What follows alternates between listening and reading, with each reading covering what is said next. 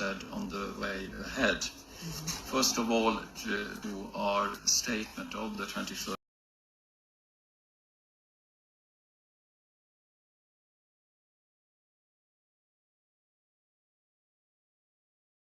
of January, where we commented and acknowledged the results of the elections, but also expressed our regrets, especially with regard to post-election violence and threats against the opposition.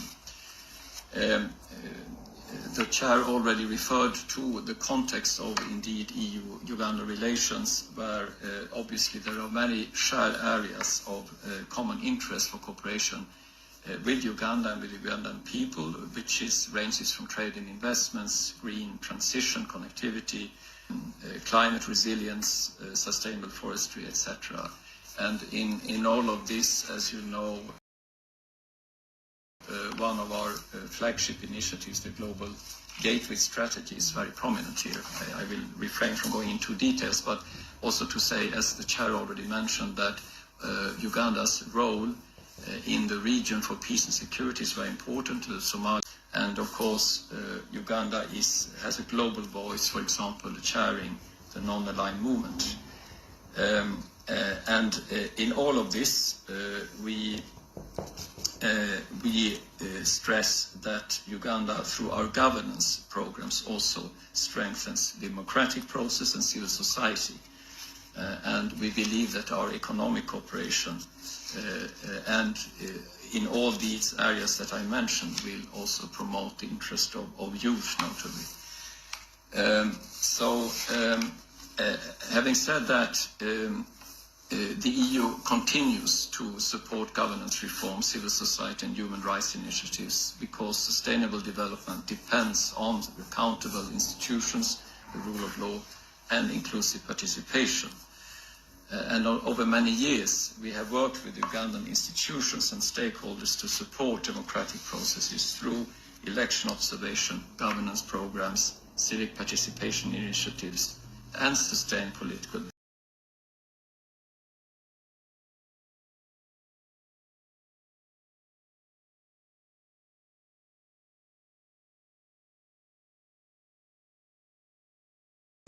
to contribute to an environment where political competition remains peaceful by citizens, as we have heard, is a very major issue.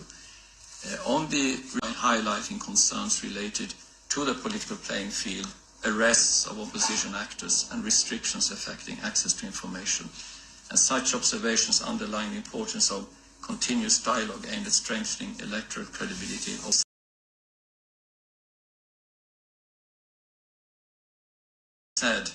we said publicly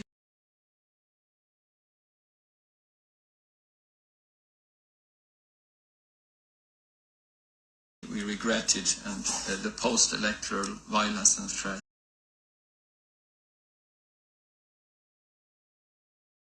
against opposition leader and we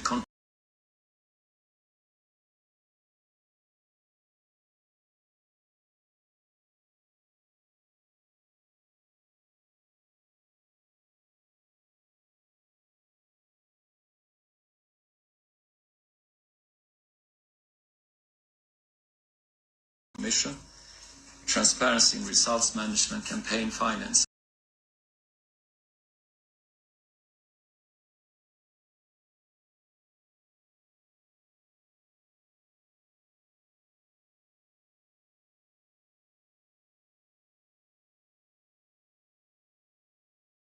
oversight, equitable media access and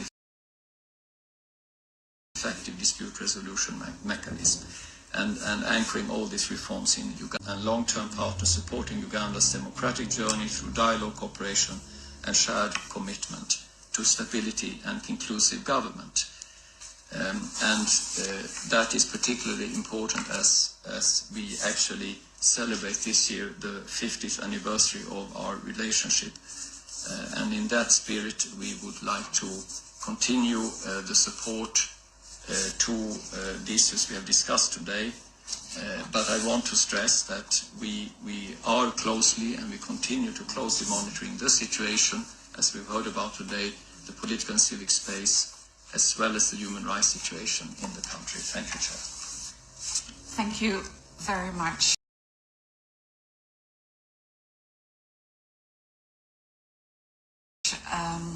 And now I would like to give the floor to colleagues, to members.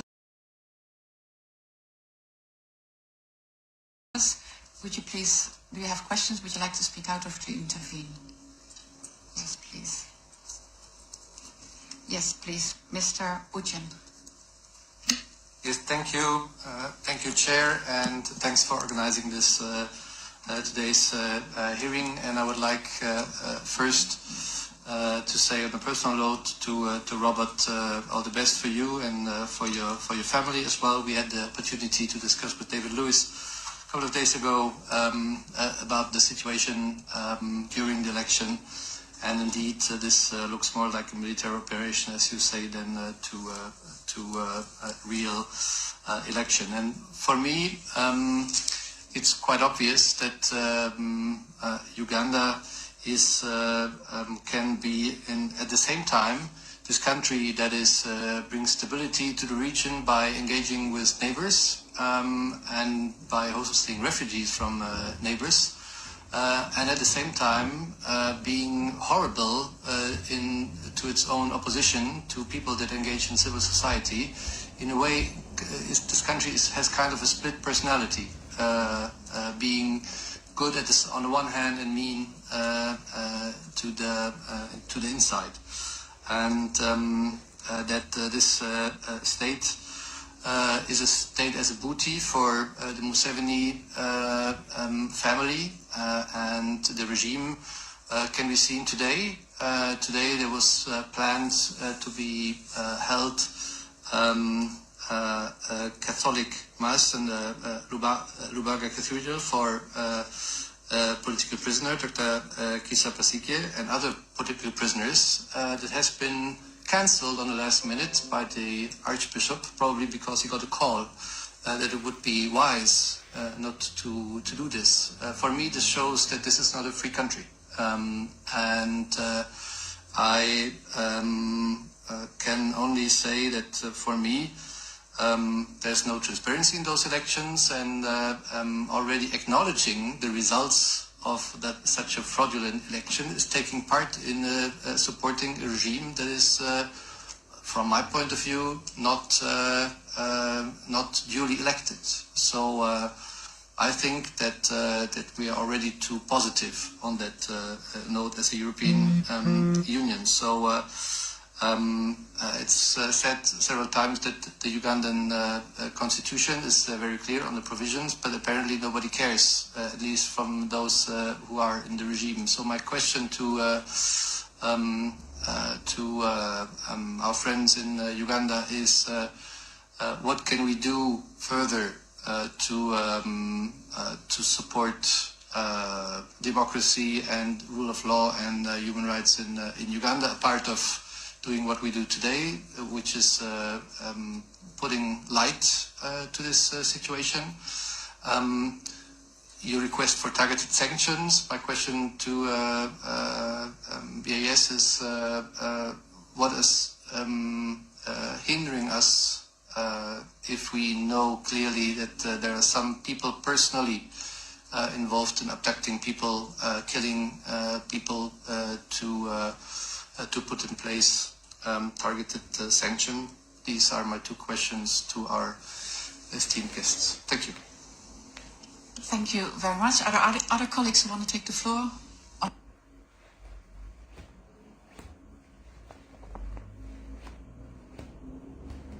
Not otherwise, will be wine. Sorry for your family name is a bit difficult for me to pronounce. Yeah. If we can give the floor first to you and then to Mrs. B. Reid. Yes. Sure. May I request that you repeat the question again, please?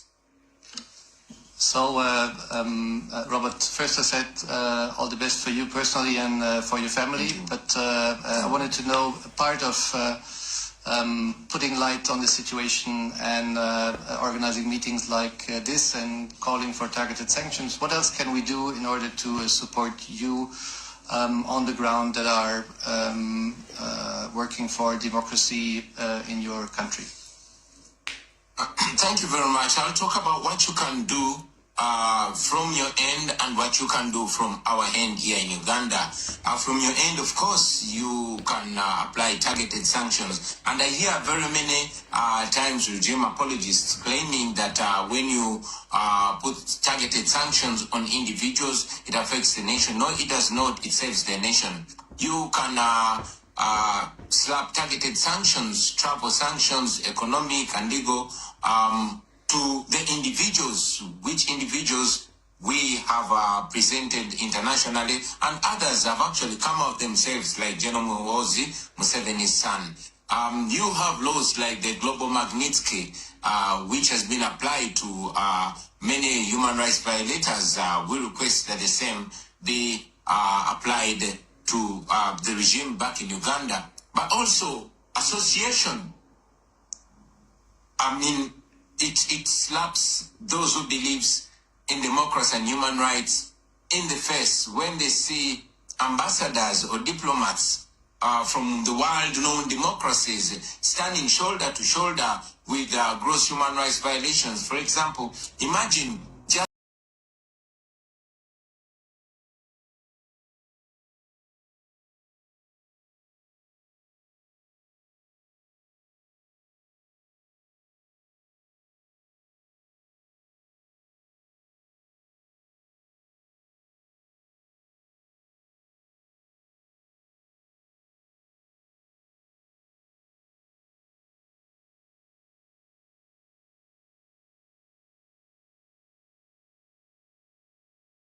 or hours after General Muhoozi tweets dictators that for all the aid that is extended to Uganda, let it be conditional. Let it be conditioned to respect to democracy, human rights, and the rule of law. That would be very helpful. If it is not possible to cut out any cooperation, of course, the best thing would be for a democracy to disassociate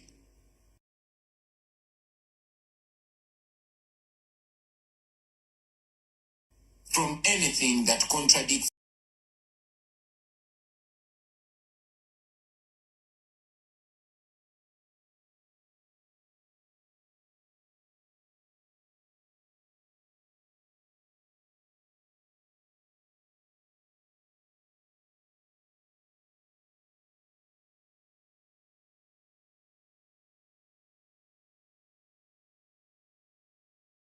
the same. More. Yes, I associate myself with the submissions of Honorable Chagrani on what you can do. I just want to re-emphasize 3 issues. One is that you should use more of the Global Magnitsky Act on individuals that are engaged in gross violations of human rights in Uganda. 2 is that you should put stringent measures to your funding agreements regarding the protection of human rights, democracy, and the rule of law in Uganda that are at their lowest at this time, and we are worried about the next 5 years as citizens. 3 is that you should support more people as compared to government. Empower the people to fight for and protect their democracy. This is what you can do. Thank you so much, Mrs. Biriti. And now, last, I would like to give the floor to Ms. Johnson. Maybe you can elaborate a little bit more about the sanctions, but also the conditions for aid.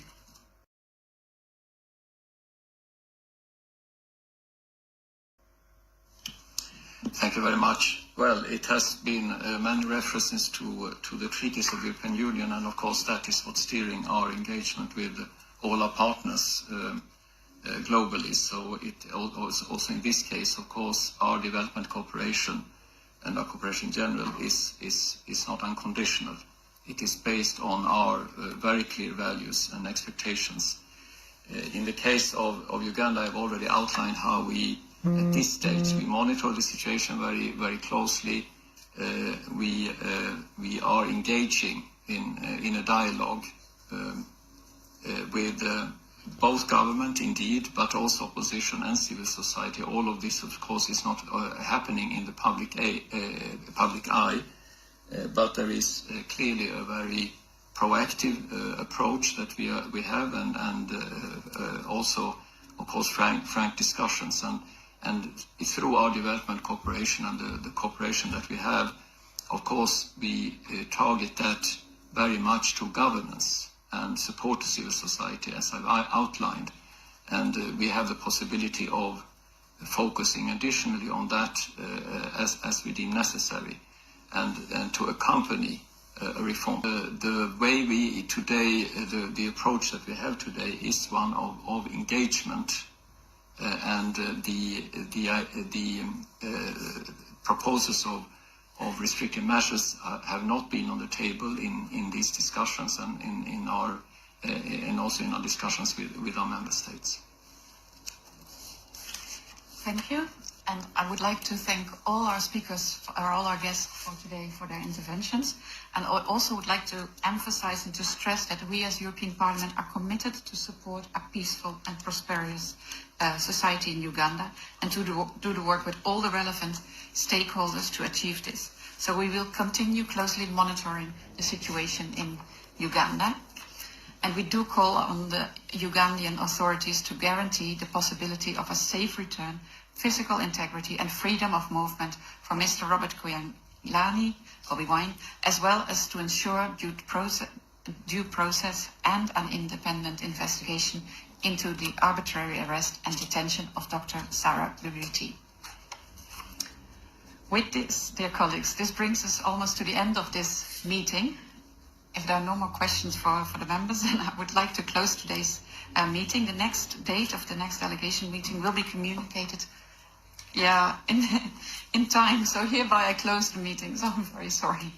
Good to see you.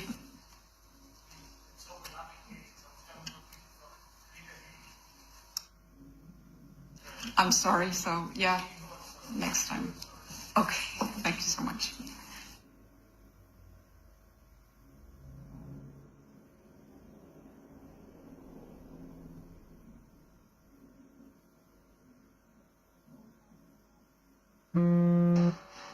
Okay.